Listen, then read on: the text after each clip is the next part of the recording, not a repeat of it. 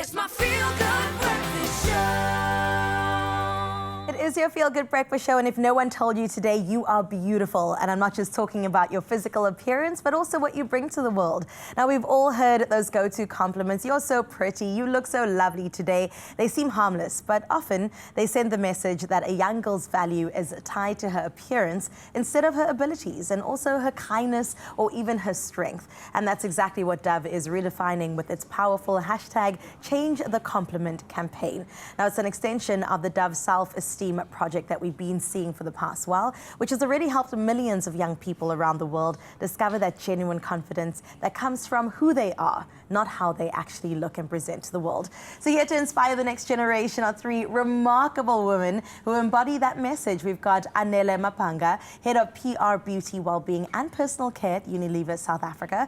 We also have Bayanda Gumede, founder of Intentional Parenting. And last but certainly not least, we've got Robin Fisher, Life Sciences teacher and also digital creator. Ladies, welcome, and thank you so much for being here. I will say first and foremost, I got the memo, okay? I can sit with them. I am part of the crew. You can sit with us. Thank you so much. Well, let's start with you, Anele, because Dove has really been at the forefront and championing real beauty. Of course, we've seen it in your self-esteem campaigns that have been running for the past while, but this time around, we're changing the narrative, especially around compliments. Hashtag Change the Compliment. It almost feels like a natural evolution that we needed to get here. Yeah. So tell me a bit more about the PR perspective and how this is developing, unfolding, and also how Dove is participating in this. You know, I think compliments are always so well-meaning, right? And even when you say to a young girl, you're so pretty, we're not saying that that's wrong. Yeah. We're saying it's all about balance, and it's all about also recognizing often the things that go unnoticed because we tend to have a bias and place this emphasis on their physical appearance. And I think from a PR perspective, for us, it's been about creating the platform for that reflection to happen. On TikTok, on Instagram, on YouTube, you know, we have a lot of content there, and we've been able to partner with incredible voices from teachers to parents, caregivers, also hearing from young girls themselves. And I think back to the compliments that I heard growing up, right? And you think, what would I have preferred to hear instead? Unfortunately, I heard a lot from my mother that I was creative, that I was brilliant, that I was outspoken, and I still am. And I think we need to have that balance where you can still celebrate a young girl for being interested in fashion and being pretty and showing up physically in her appearance, but also just help them remember that there's more value to you. There's something there that we want to cultivate as well. And we can do that through changing the compliments. Oh my gosh, I love that so much because it is about where an individual places that value. And yes, the girlies are pretty. We love to see it and we're here for it. But you're right, outspoken, brilliant, smart. There's so many other things that we can be and show up as. So what a beautiful campaign to get into. Bayanda, I'm going to come to you. Yes, you are looking good, okay? But we want to hear a little bit more. As both a mum and a digital storyteller, which I think is so beautiful. How do you see compliments show up, especially when it comes to your children and the parenting? You know, what's your responsibility in that sense? Sure. I think our words are incredibly powerful and they have the potential to shape the way that our children or young people see themselves. And when we only compliment our kids for their beauty, so when we say things like you're pretty, we are unintentionally teaching them that their worth is tied to the way that they look.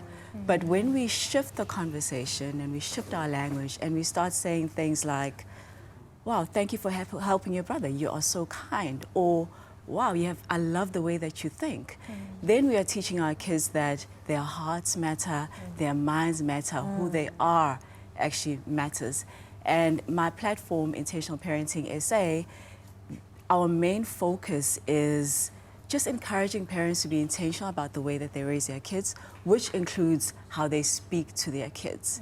And that's why I love Dove's Change the Compliment campaign, because it's giving caregivers, parents the tools and the confidence that they need to raise girls or children that know that their worth goes beyond the filters and the beauty trends, you know, because ultimately we want to raise girls or children that are self-assured, that are emotionally intelligent, because that is what real confidence is. Oh, gosh, I couldn't have said it better myself. Also with beauty, the standard's constantly shifting, right? Yeah. The yardstick's moving and we're trying to chase it, where if you base your worth in something that's got a stronger foundation, it is something that will be more sustainable.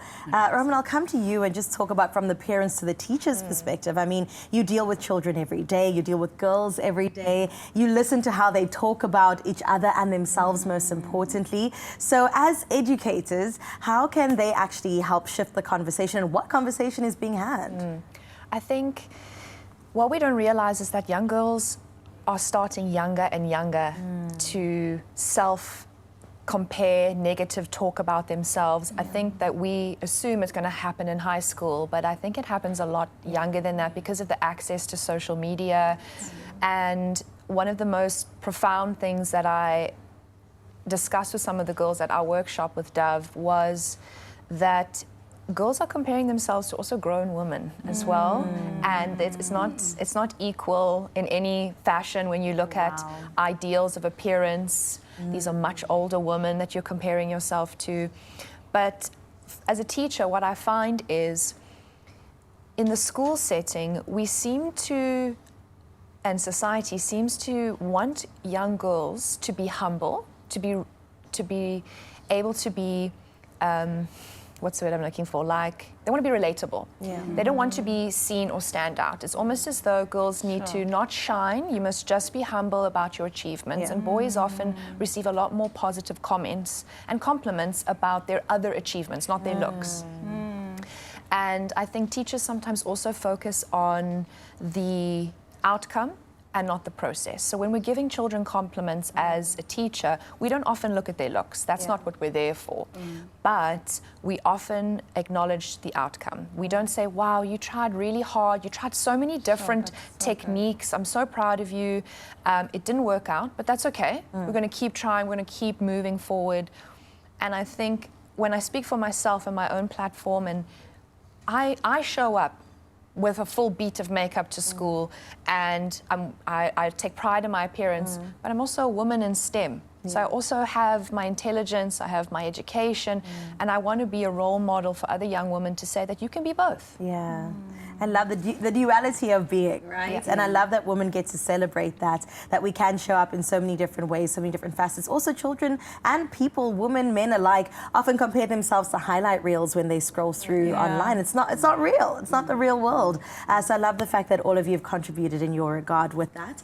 When we say things like strong, you're so strong, you're so resilient, sometimes that also adds a bit of pressure, right? Often people do say, oh, that girl's so strong. The expectation then is what? For me to not show my vulnerability, to not show the fact that I am also soft at the same time. So how do we sort of redefine what compliments could look like when it comes to that sort of space, especially in a South African context where if we look at the statistics, like a lot of households are headed by women, the strong women. How can we change that conversation? Well, I was raised by one of them. And I think my dream for my mother was always to see her more joyful because the strength drained her and she experienced a lot of burnout, and there was no language around that at the time, right? And so I think, you know, the research is telling us 90% of women also see softness as strength. And I think we need to bring that balance, especially to young girls, because and as much as strength is power, strength can be self-sacrificial and it can also result in self-abandonment. And I think when we prioritize calling women strong, we don't give them a space to be vulnerable. That's right. So again, I think it's really about saying it's about balance. Compliments are about balance. Just make sure that you are not having too much of a bias for one trait over another. We want to also raise girls who are joyful, Yes, who are please. fun. I think there's Yes. so much place for humor when it comes to men, right? And we don't celebrate that enough Yeah. for ourselves as women, and there's space for that as well, as much as the strength is important too. And girls are funny, y'all. Let me tell you, we kiki and cackle all day. I love to see it. Ladies, thank you so much for this, and shout out to Dab for really putting in the effort, the energy to change the conversation around what it means to compliment an individual, men and women alike, and how we can all be part of that conversation, from parents to teachers to everyday girls and boys. We definitely all have a responsibility about how words are powerful and they can build or break confidence at the end of the day. So as you head into your day, think about the compliments you give. Do they reflect somebody's looks, or are you actually building their character? Do something to change the story at the end of the day. It is in your hands, so let's all do our part.